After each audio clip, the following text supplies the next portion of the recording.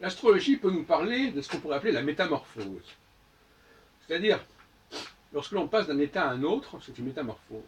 Lorsque la chenille devient papillon, c'est une métamorphose.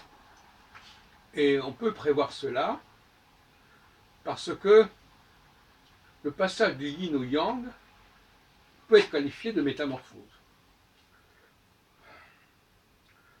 Le yin, c'est une espèce de chenille, comme ça, qui est enfermée en quelque sorte, comme un œuf.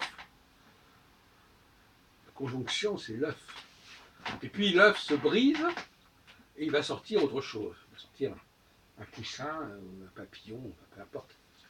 Et ça, c'est le passage au yang. Et le yin a quelque chose de beaucoup plus automatique, c'est dans la gestation, donc c'est comme l'enfant qui sort du ventre de sa mère. Tant qu'il est dans le ventre de sa mère, il y a une espèce de programme qui s'applique, c'est le yin, et puis lors de l'accouchement, on passe au temps du yang, qui implique une sociabilité, un contact avec autrui qui n'est pas du même ordre que celui d'avant la naissance. Et ça peut être étudié à condition de comprendre qu'évidemment dans notre vie, nous passons successivement par des phases, alternativement par des phases yin-yang. Alors nous passons tous par ces phases, cela dit, ces phases sont plus ou moins rapides et se succèdent plus ou moins rapidement selon la planète dont on dépend, selon que c'est Mars, Jupiter ou Saturne.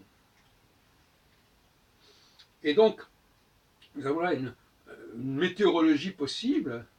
Tu vois, il faut comparer à un moment donné quel est l'état de Mars, quel est l'état de Jupiter, quel est l'état de Saturne, au niveau de la société. Maintenant, entre une personne donnée, elle sera ou bien martienne, ou bien jupitérienne, ou bien saturnienne. Elle ne sera pas un mélange des trois.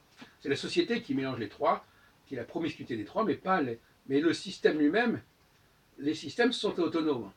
Les systèmes fonctionnent, les cycles fonctionnent de manière autonome, ils ne sont pas interactifs.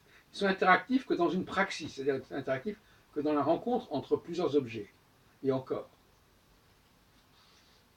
Donc il faut faire la synthèse à un moment donné de est-ce que Mars, Jupiter et Saturne sont en période yin, en période yang, ou est-ce que Mars est en yin et Jupiter en yang, est-ce que Saturne est en yang et Jupiter en yin, etc. Voilà. Il y a tout un ensemble de configurations, mais retenez bien ce point, il ne s'agit pas du tout d'étudier les aspects entre les planètes, et encore moins d'étudier les transits des planètes sur le thème natal. Ce n'est pas du tout cette astrologie-là dont il s'agit. C'est une nouvelle astrologie. Donc, cette astrologie-là, elle est assez facile à comprendre, assez facile à appliquer finalement.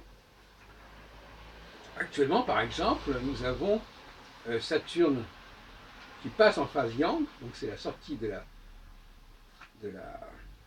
période comme ça d'enfermement, c'est l'éclosion, la disjonction, lorsque Saturne s'éloigne de l'étoile fixe royale, on est dans l'éclosion. Voilà, on sort de la coquille, on sort de la gangue. Et en revanche, Jupiter, lui, il rentre dans la phase yin. Hein, il rentre dans la phase yin actuellement, et donc il va se trouver dans une sorte d'autonomie, comme ça, d'enfermement, qui va correspondre à une sorte de repli sur soi. D'où des phénomènes de souverainisme, d'où des phénomènes de rejet de tout ce qui est extérieur. Donc là, on a des forces complètement antagonistes, avec un Saturne qui est yang et un Jupiter qui est yin. Hein, alors Saturne, lui, il est plutôt dans la sociabilité, dans l'ouverture, et Jupiter, là, actuellement, il est dans la fermeture, dans le repli, d'où cette espèce de clivage marquant au niveau européen, à tous les niveaux. Alors maintenant, Jupiter n'a pas la même puissance cyclique que Saturne, puisque Jupiter a un cycle plus lent, donc il travaille sur des choses plus superficielles, plus récente et plus facile à transformer. Saturne travaille sur des choses plus anciennes et donc plus difficiles à corriger, et donc on a plutôt tendance à accepter les choses. C'est pour ça que le scientifique, il est plus dans la description des choses que dans la volonté de changer les choses. Alors que le politique, lui, il est plus dans l'idée que, au fond, les choses, on peut vouloir qu'elles se fassent ou pas, on peut les instaurer, on peut les mettre en place. On a une certaine liberté qu'on n'a plus avec Saturne. Voilà. Je ne parle même pas de Mars, qui, lui, est un cycle encore beaucoup plus court, qui a à peine même pas 2 fois le cycle du Soleil et de la Terre. Enfin, il n'y a même pas 2 ans pour sa révolution. Et par conséquent,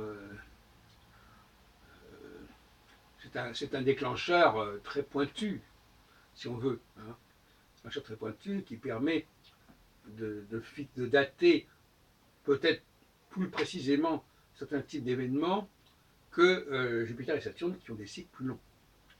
Voilà ce que je voulais dire dans cette petite leçon d'astrologie de ce dimanche 22 septembre 2018.